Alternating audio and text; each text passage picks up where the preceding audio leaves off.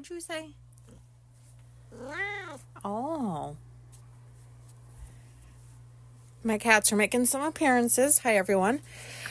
Oh, my God. So let me move a little bit more. I just wanted to get on here because I found something that made me really happy. Sorry for however that sounded just now. And, okay. Sorry, it's very unprofessional. So I was looking through the hallway closet.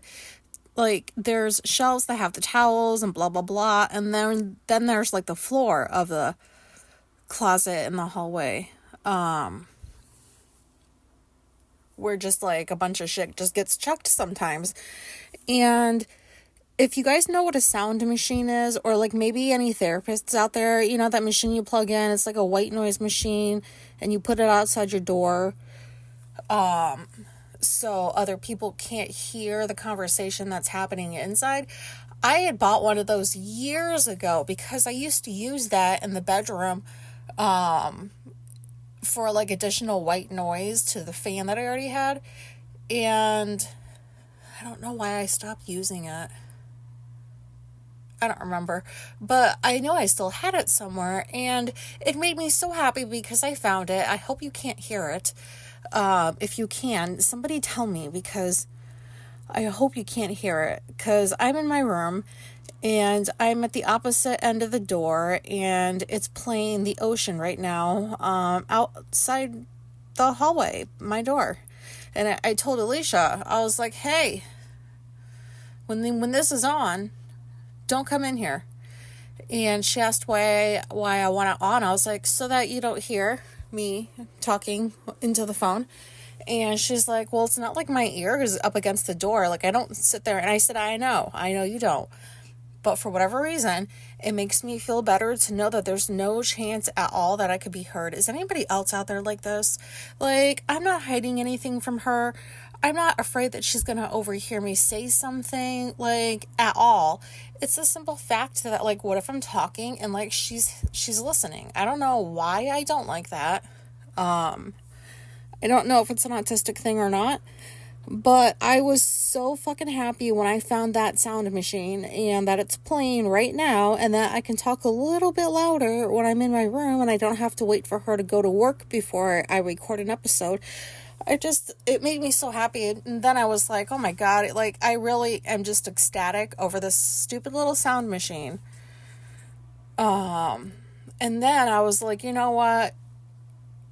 It's not worth sitting there and being like, what the fuck? Like, I'm happy that a fucking sound machine made me so happy. Like, I am so, so happy right now. You don't even know, because I found that thing. And I think it also has to do with the fact that I found a solution to a problem I've been trying to figure out, which is, how can I feel more comfortable recording episodes while Alicia is home? Because I can't close the door all the way, because the cats need to come in, and I don't feel like cutting a cat hole through the door right now, because I probably would break the door. So I don't want to let them out, and you can't just close the door for like half an hour while you're recording an episode, because at least we can't. I can't. I'm the only one in here doing it.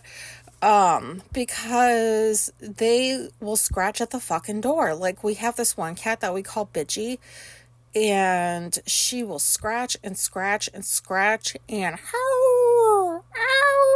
like, that's what she fucking does. And that bitch can be passed out, but if you shut a door on that fucker, except for the bathroom, she don't care about the bathroom, but if you shut any other door, she will wake her ass up. It's like she knows, and then she has to get into that room. It's weird, it's funny, but that's why I can't shut my door. And I don't know. I decided to make just an episode real quick about some things that have been making me really happy lately. And I don't want to call this episode Autistic Joy, because A, I think I might have already named an episode that, or B, I mean, joy is joy. I know, like, autistic joy is different than, like, ordinary people joy, but this is just, like, regular, mundane little things that make me happy. And, oh, God. Well, come, oh, no. Here. Here's the snack. There, eat that. I'll just talk about like this first. Okay, so this is what made me happy. The not so happy part is that's Hades that was at the beginning of the episode and just now if you heard him. And he's turning 15 this year.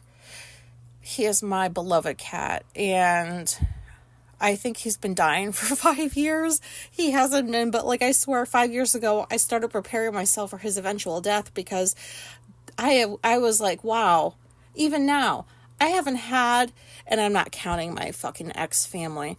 They don't count, but outside of that, I have never had a relationship last as long as 15 years with anything. Well, I mean, like, maybe some stuff I have, like, material-wise, but you don't have relationships with that, but you know what I mean. This is the longest I've had with any living being. And he is losing muscle mass, and it's happening, I wouldn't say fairly quickly, but I've been noticing it over the months. And in the back of my head, because he gets regular vet visits, he's due for one, this month, so I gotta make him one. But in the back of my head, I think to myself, his sister died from cancer like 4 years ago almost. And there's got to be some gene in him or something, like, so I'm like, what if he's getting cancer? And Alicia's like, he's just an old kitty and he's losing muscle mass. And like Janice's cat next door, his name's Buddy, he's old too. And when they went on their trip, Alicia was watching that cat, and day 2, there was like no cat food left. It was like the dry cat food. And we're like, Alicia texted Janice, like, where's the rest of the cat food? And she's like, whoopsie. And Janice did not know what brand of cat food she gives her cat, which I don't blame her because I didn't know the brand off the top of my head for ours either. But we're pretty sure it was something janky like Meow Mix. Because the way that she described the bag sounds like the Meow Mix bag. And I'm like, what the fuck? Like, that's not real food. No offense if anybody gives that to their cats, but I would recommend, like, I don't know, if you can afford it, maybe not Meow Mix. Like, I don't know, it's not that nutritional. So she said that she gets it at like Walgreens. So I went over there the one day and I couldn't find the Meow Mix, but there was the IAMS, if you guys know that brand, IAMS. And so I picked up a bag of that, and I was a little bit freaking out because you don't just replace a cat owner's cat's food like that. Like, it's a big deal. Like, you don't just do that. But, you know, I just told myself, it's not my fault that she doesn't even fucking remember what she feeds her cat. And if it's Meow Mix, I at least want that cat to die, like, on something good. So, Buddy, their cat, just mowed down on that, really liked it. And like a few days after Janice got home, she was like, oh my God, he loves this food. And he was gaining weight again. And I was like thinking to myself, yeah, don't feed your cat Meow Mix. Sorry if I'm going to lose anybody because you have Meow Mix for your animals. I'm sorry. But I don't like Meow Mix. I haven't heard good things about Meow Mix. I don't even like the way that sounds coming out. Meow Mix. I don't know. That was a tangent. Where was I going with this? This was like totally away from where I was going. So anyways, well, not really. So anyways, her cat got like bulky, and IAMS seems to be like nutritional, I suppose. And I've always had cats that have been on a primarily dry diet, just dry food. And only cats, because like, you know, how the fuck do dogs just not know how to stop eating? Does anybody have a dog that just grazes throughout the day? Like, I do not have the time to like stop what I'm doing 3 times a day to feed a fucking dog because they don't know how to stop eating after they're full. You know what I mean? Like, so cats do, and they view the wet food I give them as like a treat. So I don't know, maybe I'm doing it the wrong way, probably, but they're still alive, so it can't be that bad. But anyways, so before we got Hades IAMS, because we got him a bag, Alicia's like, they need protein, like, so we probably need to switch up their food anyways. And I was like, well, chicken's protein, like, you know, maybe if we try that, because, like, you guys, if you know what it's like to switch an animal's food, it's a fucking process. Like, it's a lengthy process, because, you know, we have sensitive stomachs in this house, and we can't just, like, completely switch the food, because they're just gonna fucking barf everywhere. So it's a slow mix. And in the meantime, I'm like, well, they like chicken. And we had some in the freezer. They were chicken boobies, so I took them out. I unthawed them. And I cooked up some chicken boobies for the cats, because technically it's like a geriatric clinic over here. I mean, 3 out of the 4 cats are old as fuck. And they all need protein. So I am like listening to my audiobook, cooking up this chicken. I'm so excited. I'm thinking like how happy they're going to be to have like real food. And I'm like, oh my God, no wonder people like cook their pets real food. They probably enjoy it, and their pets probably enjoy the variety and the freshness. And I realized that I am more excited to cook if it's for a cat than it is for a human, such as Alicia. And I told her this too. I said, don't take this the wrong way. But I'm having a lot of fun over here waiting for this chicken to cook up. And I remember waking up a couple of times in the middle of the night like, oh my God, like I can't wait to make this chicken for them, and then falling back asleep. It's fucking like ridiculous. I was so happy to cook chicken, and because I knew it was going to make my cats happy. I'm just talking in circles. Sorry guys. I was so excited. And then when I finally like was throwing them little pieces of chicken and they were scarfing it up, I was like, that's right. Eat that chicken, 'cause you're going to get that muscle back in your body. And Hades was like, I don't like cubes, and he wouldn't eat the chicken cubes. I cut them up real small, so I had to like pull off shreds of the chicken boobie. He'll eat it that way. And I was like, I get it, texture, you know, it's important.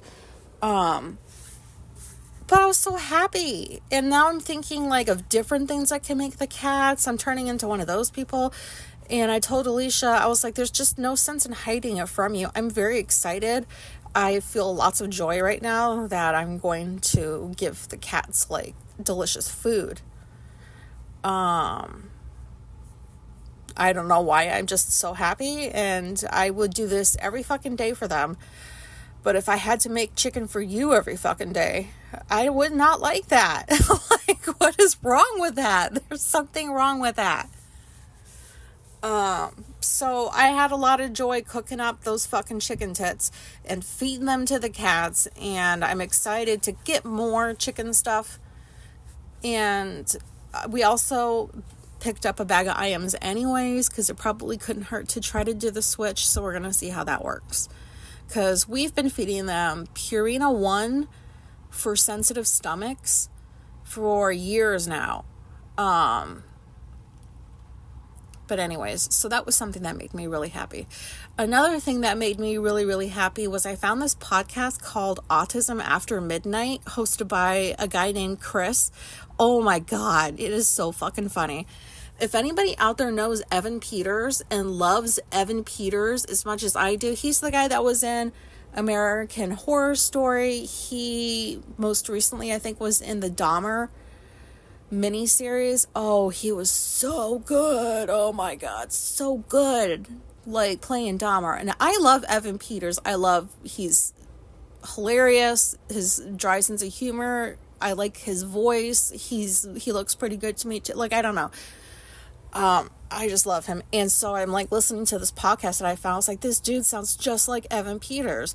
And then after like the second episode, I was like, oh my God, he sounds like Evan Peters does on like everything he's in, and then interviews in real life. Like, is this really Evan Peters pretending to be some guy named Chris? I don't know, but it is a funny podcast. I think so. I like his sense of humor. So if anybody wanted to check that out. But anyways, I already listened to all of the episodes he had because I was picturing Evan Peters. I don't know. I couldn't help it. I was like, oh my God, this is great.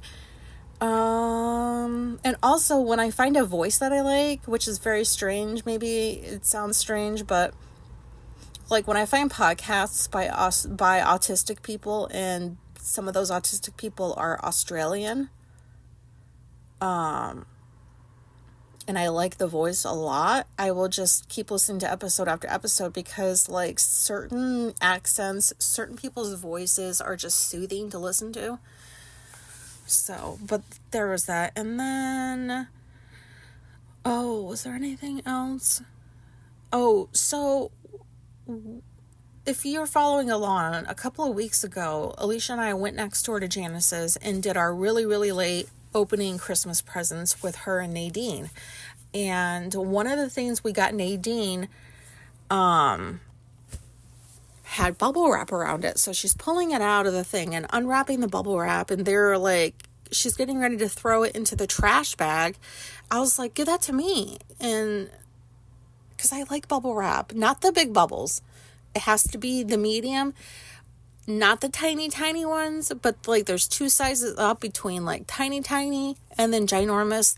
There's like a medium and then like a less than medium. I don't know. There's like sizes of bubble wrap. I'm very serious about this.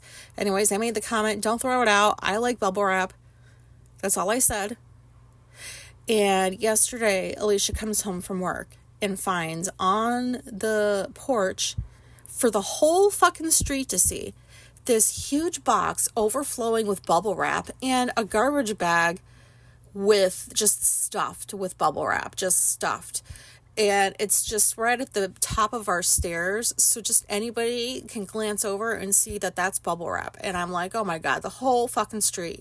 As if like anybody gives a shit. But you know, I assumed that everybody saw that I had all this bubble wrap. And I just assumed that everybody thought it was mine and not Alicia. Like, this is how my brain works. But anyways, nobody other than Janice could have done that. So I texted her. And I said, thanks for the bubble wrap. And she's like, free therapy.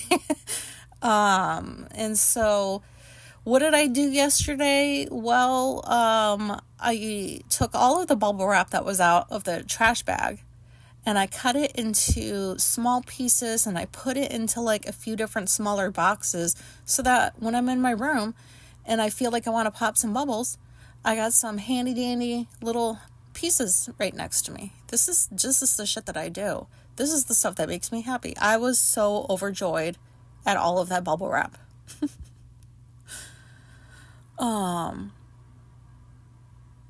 And you know what's funny too is like some of that stuff like they were wrapping like kitchen dishes and shit up because some of the labels I saw, and then I was thinking to myself like Janice is old as fuck.